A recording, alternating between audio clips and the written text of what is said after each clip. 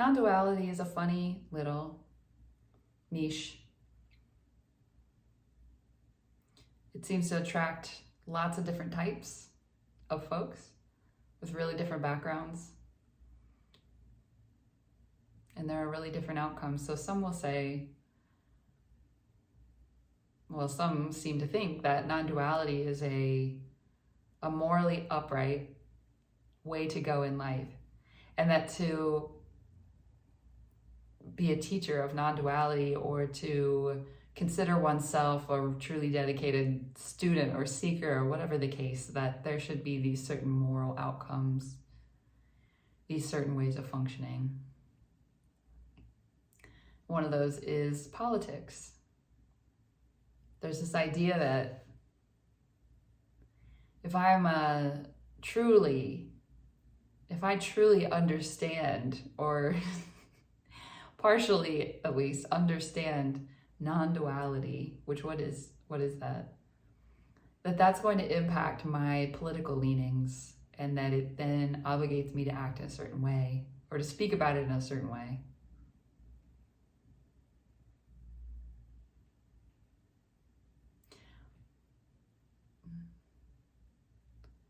If anything, it's going to encourage you not to take a stance.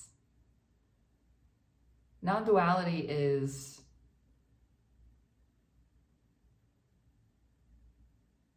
it's a methodology. It's not a philosophy. And there's so much conditioning around the idea of adopting a philosophy which includes certain stances.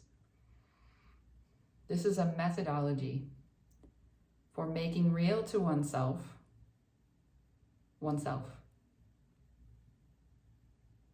or true nature, or the truth.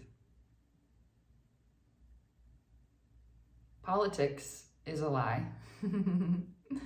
It's made up. There are lines drawn in the sand everywhere. In a lot of cases, it's either this or that. You're either with us or you're against us.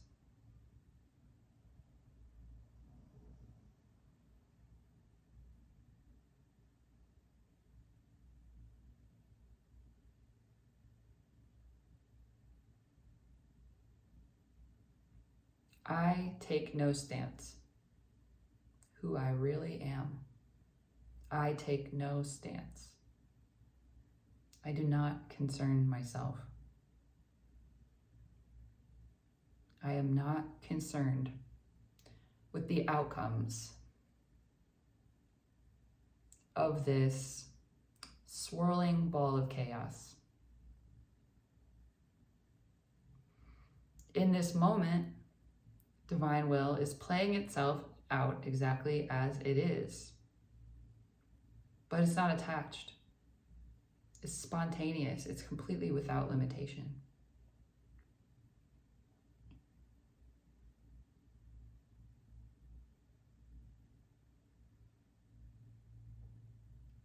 From this place of known oneness, felt oneness, the understanding that all of this is one cooperating heap of energy coming from myself. That may shift. It's very likely to shift the way that this human experience plays out. So prior to realization of my true nature, there's this more sort of robotic, mechanistic playing out of thoughts, chemicals, actions, reactions. And then consciousness sort of comes through that, comes to the front, and then the experience is transformed by what that is. But this does not have a prescribed outcome.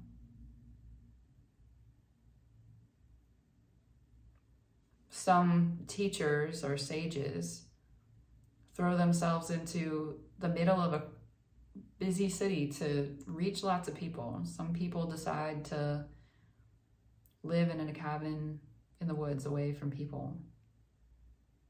These aren't right and wrong. In some experiences, there may be the outcome of eating much better, respecting the body. And then another, the idea is, well, it's just a body. I'm going to do what I want.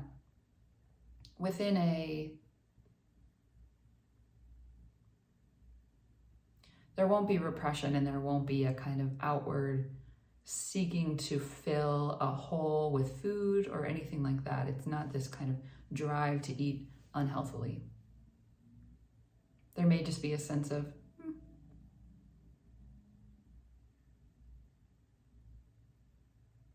trying to make distinctions, trying to pin down what enlightenment should look like, how it should sort of manifest in this experience. Is the mind, is the illusion.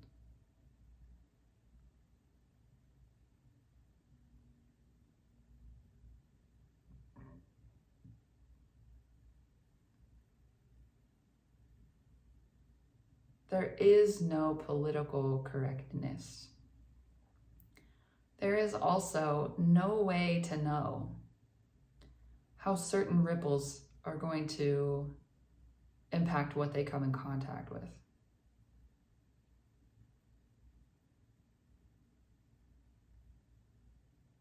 We can truly, in this moment, welcome everything as it arises. There is no moral obligation to take any sort of stand. Maybe this feels dangerous. Maybe this feels apathetic. I am not subject to morality.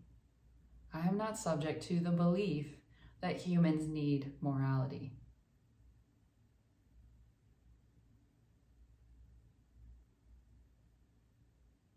I'm not subject to this body. I'm having the experience of this body, yet completely untouched. As are you, because you are me. You are me. We are the very same.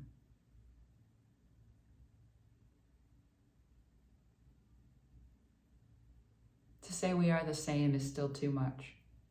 It's still too far away.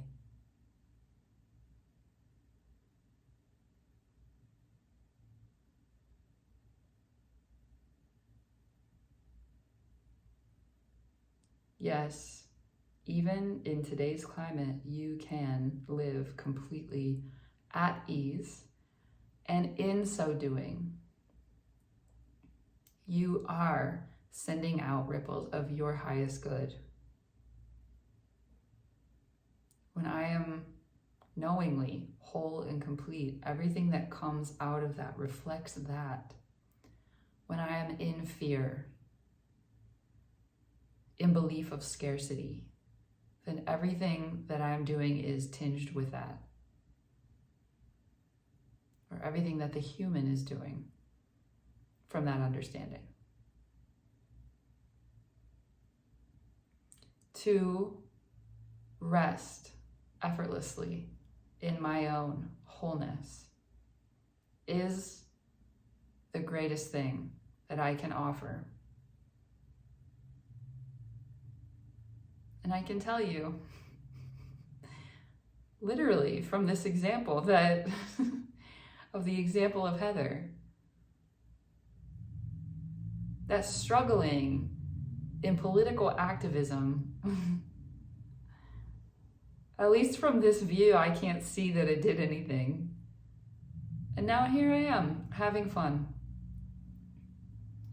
saying what I feel inspired, what just naturally comes up to say. You can see the ripples from that. And I don't have to try, and neither do you. There's nothing special. Nothing at all special about Heather. Heather is getting out of the way. Awareness is able to work with itself,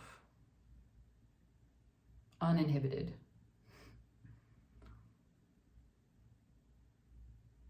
without a veil of humanity. And that's just as possible in every situation. Maybe this hurts, but Jesus wasn't special. Buddha was not special. Jesus was not transformed. The Buddha was not transformed by understanding. The person gets out of the way.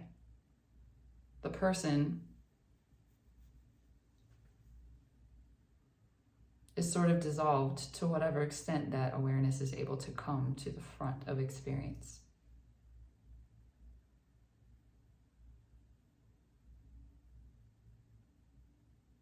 This is easy. This is peaceful.